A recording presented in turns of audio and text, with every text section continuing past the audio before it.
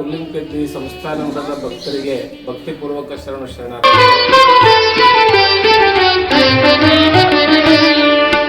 ಸಂಪ್ರದಾಯ ಮತ್ತು ಆಚಾರ ಮತ್ತು ವೈಜ್ಞಾನಿಕತೆಗೆ ಹೆಸರಾದ ಮಹಾಪಂಡಿತ ಉಲ್ಲಿಂಗ ಪೆದ್ದಿಗಳ ಸಂಸ್ಥಾಪಕ ಜಗದ್ಗುರುಗಳಾಗಿರ್ತಕ್ಕಂಥ ಶಿವೇಗಿ ಸ್ವಾಮಿಗಳವರ 78ನೇ ವರ್ಷದ ಸ್ಮರಣೋತ್ಸವದ ಅಂಗವಾಗಿ 46ನೇ ವರ್ಷದ ಜಾತ್ರಾ ಮಹೋತ್ಸವ ಮತ್ತು ಭವ್ಯ ರಥೋತ್ಸವ ಕಾರ್ಯಕ್ರಮ ಇದೆ. ಈ ಕಾರ್ಯಕ್ರಮವು ವಿಶೇಷವಾಗಿ 3ನೇ ತಾರೀಕು ಸೇಡಂ ತಾಲೂಕು ಕೋಡ್ಲಾ ಗ್ರಾಮದಲ್ಲಿ ಬಸವೇಶ್ವರ ಪುತ್ಥಳಿಯ ಆವರಣದಲ್ಲಿ ಬಸವೇಶ್ವರ ಪುತ್ಥಳಿಗೆ ಮಾಲಾರ್ಪಣೆ ಮಾಡಿ ಭವ್ಯವಾದಂಥ ಒಂದು ಮೆರವಣಿಗೆಯನ್ನು ಹಮ್ಮಿಕೊಳ್ಳಲಾಗಿದೆ.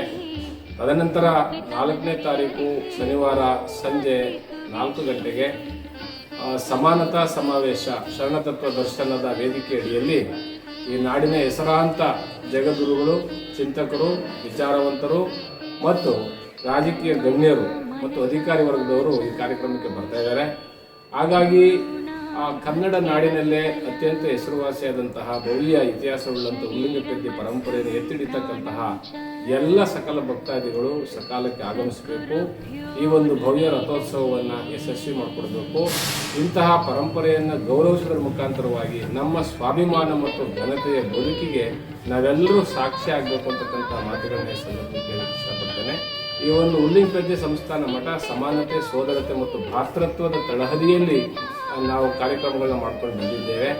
ಬಸವಾದಿ ಶರಣರ ಪರಂಪರೆಯಲ್ಲಿ ಅಗ್ರಗಣ್ಯ ಶರಣರಾಗಿರ್ತಕ್ಕಂಥ ಉಲ್ಲಿಂಗಪೆದ್ದಿ ಪರಂಪರೆಯನ್ನು ಸಂಸ್ಥಾಪನೆ ಮಾಡಿರ್ತಕ್ಕಂಥ ಸಂಸ್ಥಾಪಕ ಜಗದ್ಗುರುಗಳು ಶ್ರೀ ಶಿವೇಗಿ ಸ್ವಾಮಿಗಳವರು ಅವರ 78ನೇ ಸ್ಮರಣೋತ್ಸವ ಮತ್ತು 46ನೇ ಜಾತ್ರಾ ಮಹೋತ್ಸವ ಇವೆರಡು ಕಾರ್ಯಕ್ರಮಗಳು ಬಹಳ ಅದ್ಭುತವಾಗಿ, ವಿಶೇಷವಾಗಿ, ಅತ್ಯಾಕರ್ಷಕವಾಗಿ ಈ ಒಂದು ಕಾರ್ಯಕ್ರಮವನ್ನು ಆಯೋಜನೆ ಮಾಡಿದ್ದೇವೆ. ಅದಲ್ಲದೆ ಸಂಜೆ 8 ಗಂಟೆಗೆ ಶರಣ ಉಲ್ಲಿಂಗಪೆದ್ದಿ ನಾಟಕವನ್ನು ಸಹ ನಾವು ಹಮ್ಮಿಕೊಂಡಿದ್ದೇವೆ. ಈ ನಾಟಕವನ್ನು ಶಿವಕುಮಾರ ಸ್ವಾಮಿ ಕಲಾ ಬಳಗ ಸಾಣೆಹಳ್ಳಿಯವರು ನಡೆಸ್ಕೊಳ್ತಾ ಇದ್ದಾರೆ. ಬಹಳ ಅದ್ಭುತವಾದಂಥ ರಾಷ್ಟ್ರೀಯ ಪ್ರಶಸ್ತಿಯನ್ನು ಪಡೆದಂಥ ನಾಟಕ ಅದು. ಆ ನಾಟಕವನ್ನು ನೋಡಲಿಕ್ಕೆ ತಾವೆಲ್ಲರೂ ಆಗಮಿಸಬೇಕು. ಒಟ್ಟಾರೆ ಉಲ್ಲಿಂಗಪೆದ್ದಿ ಪರಂಪರೆಯನ್ನು ನೆನೆಸುತ್ತಾ ಇಲ್ಲಿರ್ತಕ್ಕಂಥ ಎಲ್ಲ ಜಗದ್ಗುರುಗಳು, ಪರಮ ಪೂಜ್ಯ ಶಿವೇಗಿ ಸ್ವಾಮಿಗಳವರು, ಗುಲ್ಲಿಂಗ ಸ್ವಾಮಿಗಳವರು, ಮಹದೇವ ಸ್ವಾಮಿಗಳವರು, ನಂಜುಂಡ ಸ್ವಾಮಿಗಳವರು, ಹೀಗೆ ಗುರು ಪರಂಪರೆಯನ್ನು ಗೌರವಿಸುತ್ತಾ ಈ ಕಾರ್ಯಕ್ರಮಕ್ಕೆ ತಮ್ಮೆಲ್ಲರನ್ನು ನಾನು ಈ ಕಾರ್ಯಕ್ರಮಕ್ಕೆ ಕರೀತಾ ಇದ್ದೇನೆ. ತಾವೆಲ್ಲರೂ ಕಾರ್ಯಕ್ರಮಕ್ಕೆ ಬಂದು ಪಾಲ್ಗೊಂಡು ಕಾರ್ಯಕ್ರಮವನ್ನು ಯಶಸ್ವಿಗೊಳಿಸಬೇಕು ಅಂತ ಹೇಳಿ ನಮ್ಮೆಲ್ಲರೂ ಕೇಳ್ಕೊಳ್ತಾ ಇದ್ದೇನೆ. ನಮ್ಮೆಲ್ಲರಿಗೂ ಭಕ್ತಿಯ ಶರಣ.